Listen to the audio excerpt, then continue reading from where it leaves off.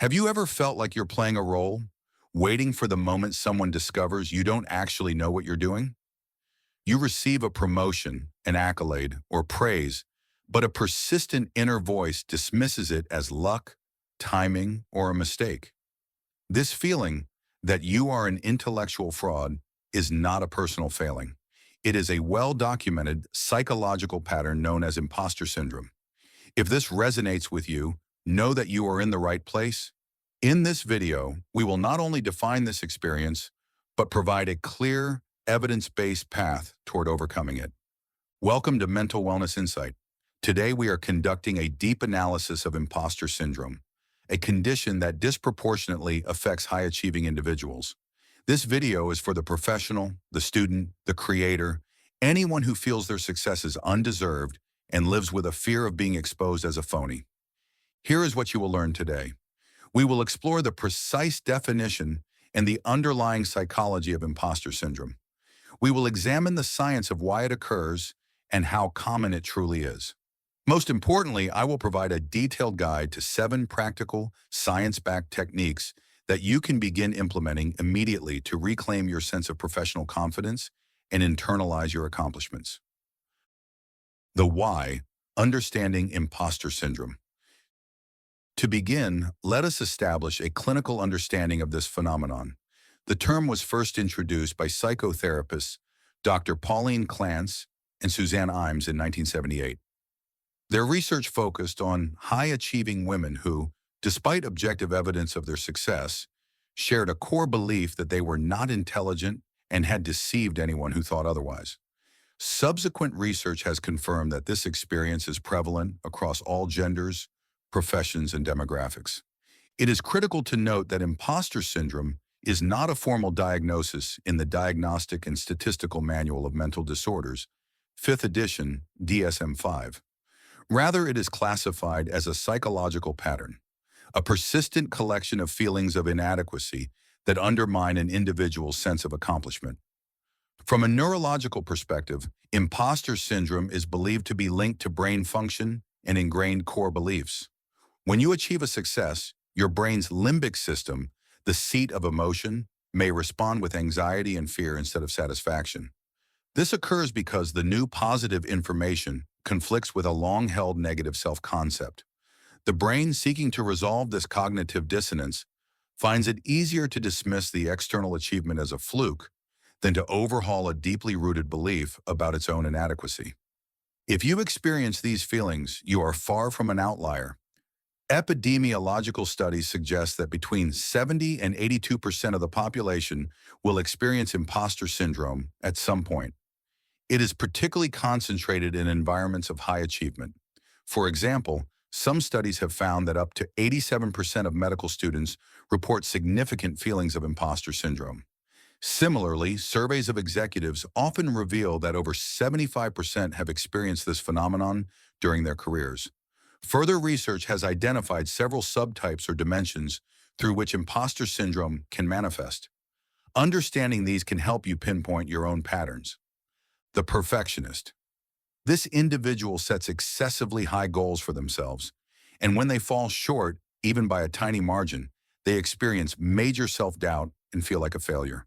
They believe a single mistake invalidates all of their efforts. The expert. This person feels they need to know every single piece of information on a subject before they can start a project.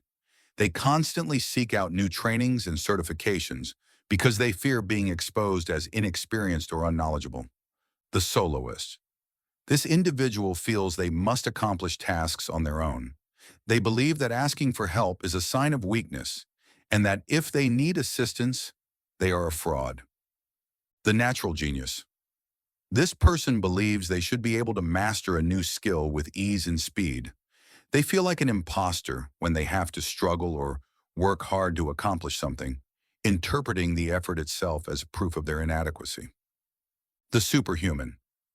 This individual feels they must be the hardest worker in the room and push themselves to the limit. They feel they should be able to excel in every role they play, as a professional, a parent, a partner, and feel fraudulent if they are not juggling everything perfectly. Recognizing your specific pattern is the foundational first step toward dismantling it. With this understanding, we can now proceed to actionable solutions. Actionable solutions and strategies. This section will detail 7 evidence-based techniques to systematically address and overcome the feelings associated with imposter syndrome. A consistent and patient application of these strategies is key. Technique number 1, cognitive reframing, separate feelings from facts. The cornerstone of managing imposter thoughts is a technique derived from cognitive behavioral therapy, CBT, known as cognitive reframing. Its purpose is to challenge distorted negative thoughts and replace them with objective, evidence-based assessments. The scientific principle, CBT, operates on the well-established principle that our thoughts, emotions, and behaviors are interconnected. By identifying and modifying the maladaptive thought patterns that fuel imposter syndrome, we can directly alter the emotional distress and behavioral avoidance they cause. How to do it? A step-by-step guide. Isolate the automatic negative thought. The moment a feeling of fraudulence arises, pause. Articulate the specific thought driving it.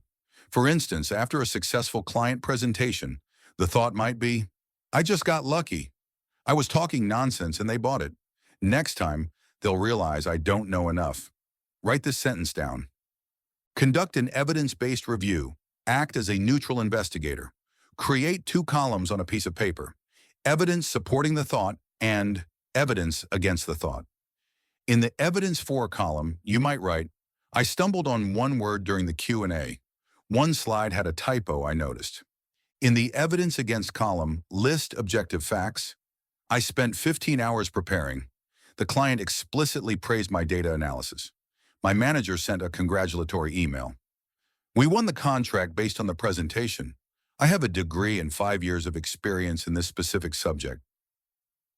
Formulate a balanced, rational reframe. Based on your evidence review, construct a new, more accurate statement. For example, "Even though I was nervous and made a minor stumble, my thorough preparation and expertise were evident. The positive feedback and successful outcome are direct results of my competence and hard work." Why it works. This structured exercise systematically dismantles the emotional reasoning that defines imposter syndrome.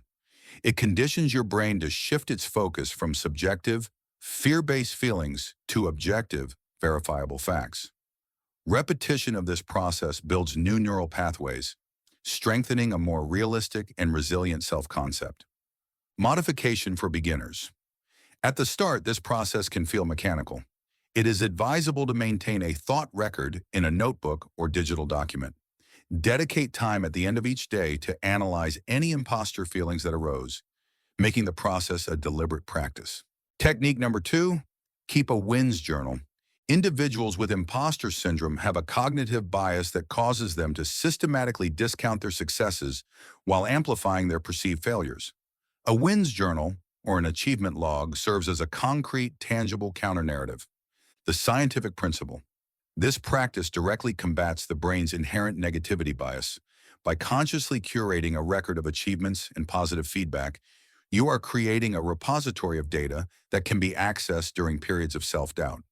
This reinforces positive self-perception and provides empirical evidence to refute fraudulent feelings. How to do it. A step-by-step guide. Designate a physical journal or a digital file for this purpose.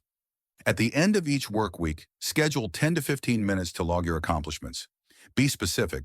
Instead of "worked on a project," write "completed the initial data analysis for Project Titan and submitted the report ahead of schedule." Include accomplishments of all sizes. Mentored a junior colleague, spoke up with a valuable idea in a team meeting, or solved a complex software bug are all valid entries. Crucially, you must also document external validation. Copy and paste positive emails from clients or supervisors. Transcribe verbal praise you received. Note any instance where your contribution was acknowledged. Why it works. An achievement log functions as an undeniable database of your competence. When the subjective feeling of being a fraud emerges, you can consult this log. The sheer volume of factual, positive evidence makes it progressively more difficult for the irrational imposter thought to maintain its credibility. Modification for beginners.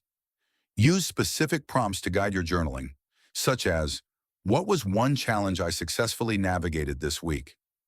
What is one piece of positive feedback I received? What is one thing I did that I'm proud of? Technique number 3, embrace a growth mindset.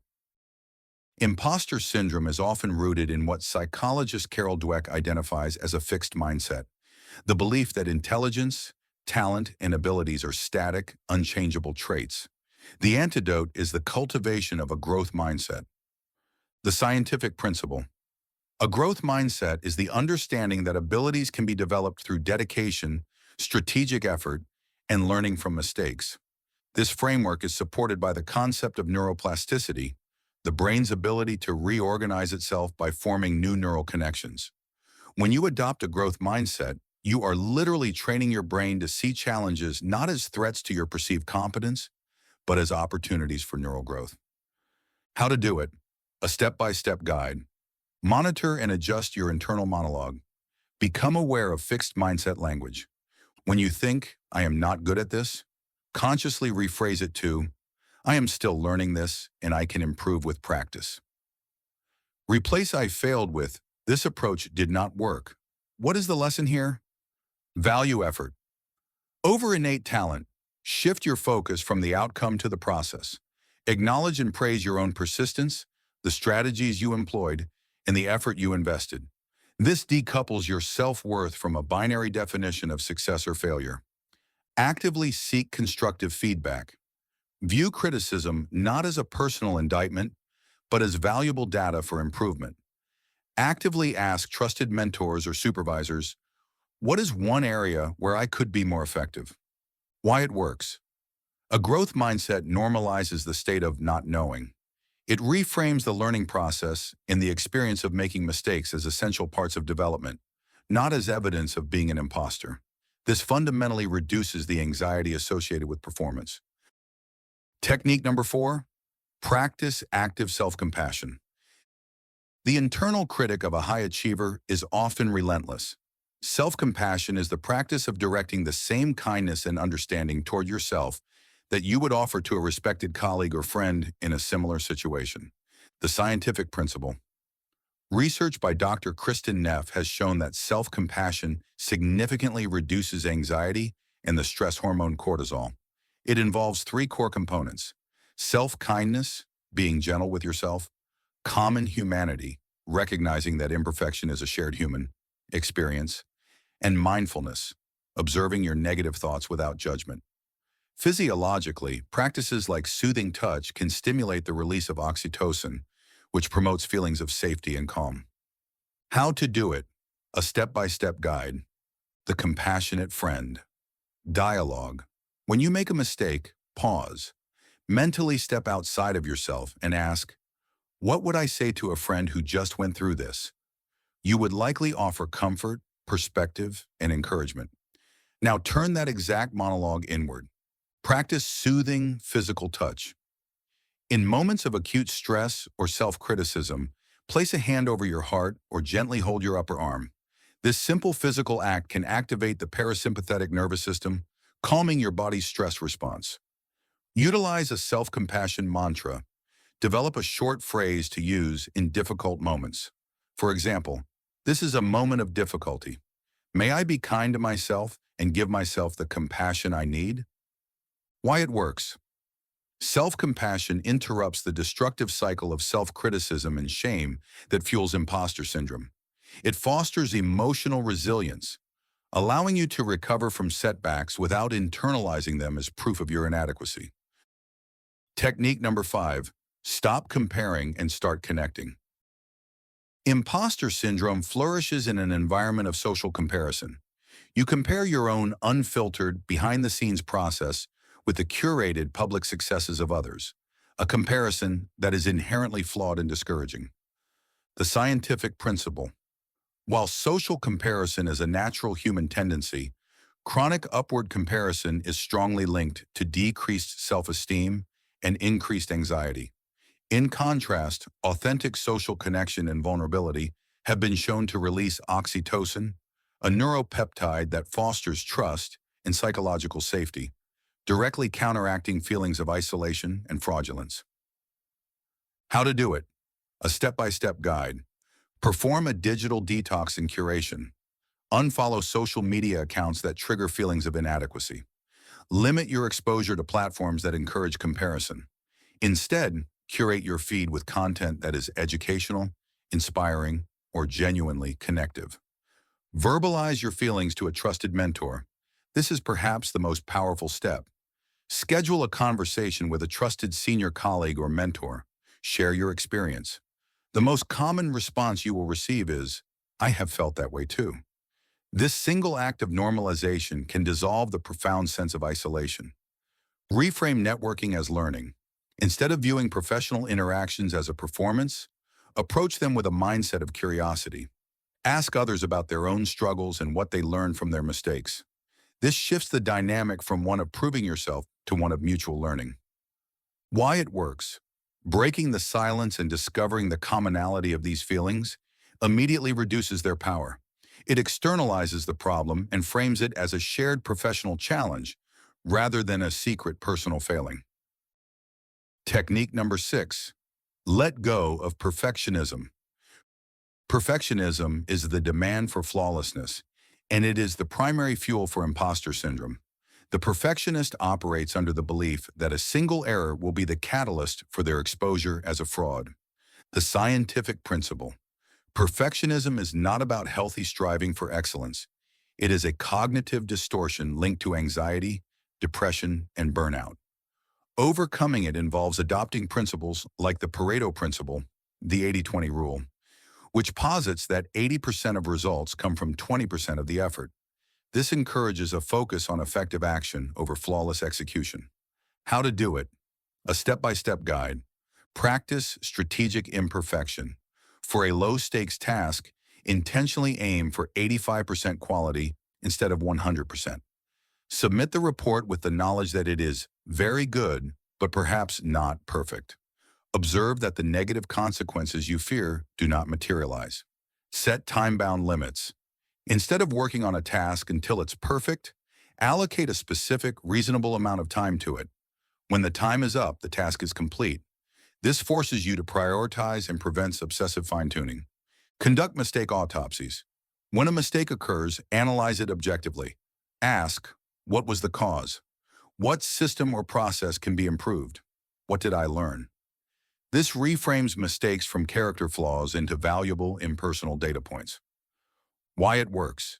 Delinking your self-worth from a flawless performance lowers the immense pressure that triggers imposter syndrome. It allows for experimentation, learning, and resilience, fostering a healthier and more sustainable approach to achievement. Technique number 7, visualize success. Visualization is a well-researched mental rehearsal technique used by surgeons, pilots, and elite athletes to enhance performance and reduce anxiety. The scientific principle, neuroimaging studies show that vividly imagining an action activates the same brain regions as actually performing it. This process, known as functional equivalence, creates and strengthens neural pathways for success.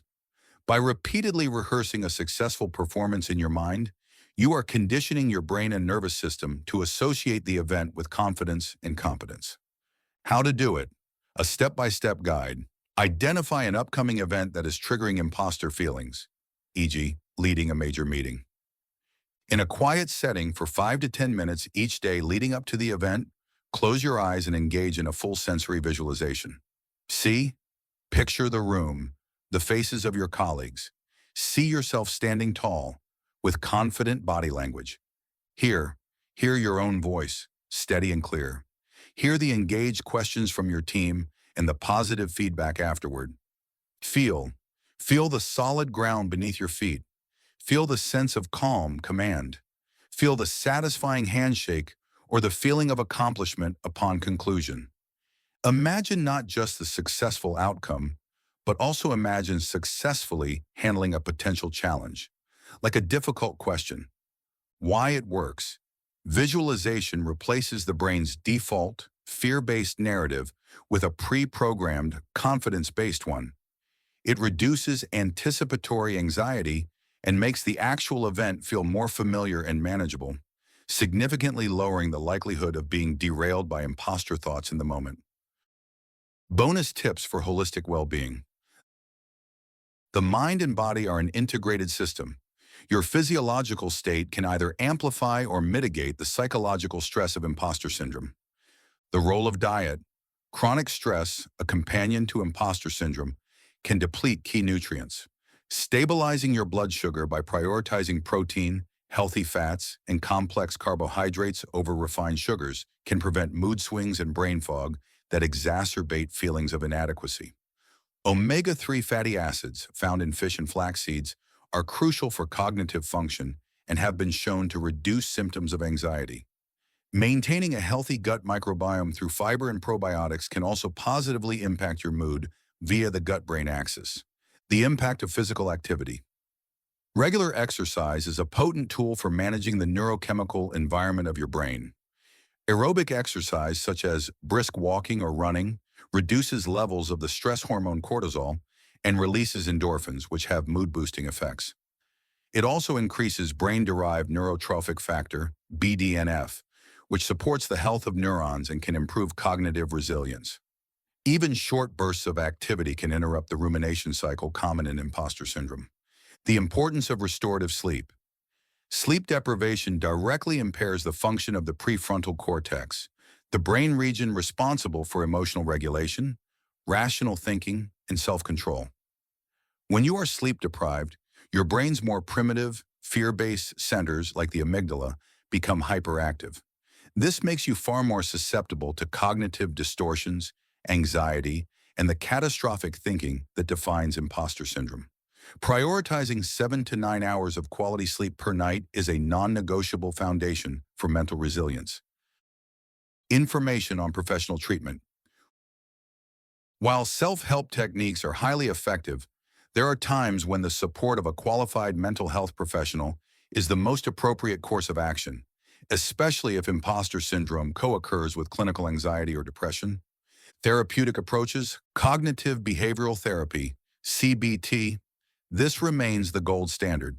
A therapist will work with you to identify the deep-seated core beliefs that drive your imposter feelings and guide you through structured exercises to challenge and change them. Acceptance and commitment therapy, ACT. This approach does not focus on eliminating negative thoughts, but rather on changing your relationship to them. You learn to notice imposter thoughts, accept their presence without buying into them, and commit to actions aligned with your personal and professional values. What to expect? A first therapy session typically involves discussing your history, your current challenges, and your goals for treatment. It is a collaborative process designed to create a safe space for you to explore these feelings without judgment. Precautions and potential dangers. Allowing imposter syndrome to go unmanaged can have significant, tangible impacts on your life and career. The chronic stress it creates can lead to burnout, a state of emotional, physical, and mental exhaustion. Behaviorally, it can lead to career stagnation, as you may pass up opportunities for advancement due to a perceived lack of qualification. This can ultimately create a self-fulfilling prophecy, where the fear of not being good enough leads to actions that limit your own growth and success. Over time, there is a strong correlation between untreated imposter syndrome and the development of more severe anxiety and depressive disorders. How to make it a sustainable habit. Knowledge without application is ineffective. The key to long-term success is the consistent integration of these techniques into your daily life. Start small. Do not attempt to implement all 7 strategies simultaneously. Select one, perhaps the WINS journal, and commit to practicing it consistently for 3 weeks. Anchor to existing routines. Link your new practice to an established habit. For example, each day when I have my morning coffee, existing routine, I will spend 2 minutes visualizing my most important task for the day, new habit. This technique, known as habit stacking, significantly increases adherence. Track your progress. Use a simple calendar or journal to mark off each day you complete your chosen practice. This visual evidence of your consistency is motivating and reinforces your commitment to change. Focus on consistency, not perfection. There will be days when you forget or when the old thought patterns feel overwhelming. This is normal. The goal is not flawless execution, but a gentle and persistent return to the practice. Progress is not linear. Conclusion. The feeling of being an imposter is not a reflection of your actual abilities. It is a cognitive distortion, a discrepancy between your achievements and your self-perception. We have discussed its origins, its manifestations, and a comprehensive set of evidence-based tools to dismantle it. From cognitive reframing and tracking your successes to embracing a growth mindset and practicing self-compassion, you now possess a roadmap to align your internal reality with your external accomplishments. The journey begins with the acknowledgement that your success is not accidental. You have earned your position through effort, skill, and persistence. By consistently applying these strategies, you can begin to internalize that truth. Quiet the voice of self-doubt and confidently own your achievements. If you found this information valuable, please like this video to help others find it and subscribe to Mental Wellness Insight for more content designed to support your well-being.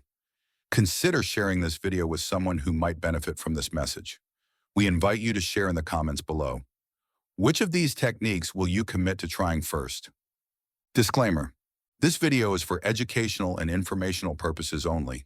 The information we're sharing is designed to support, not replace, the relationship that exists between you and your healthcare provider.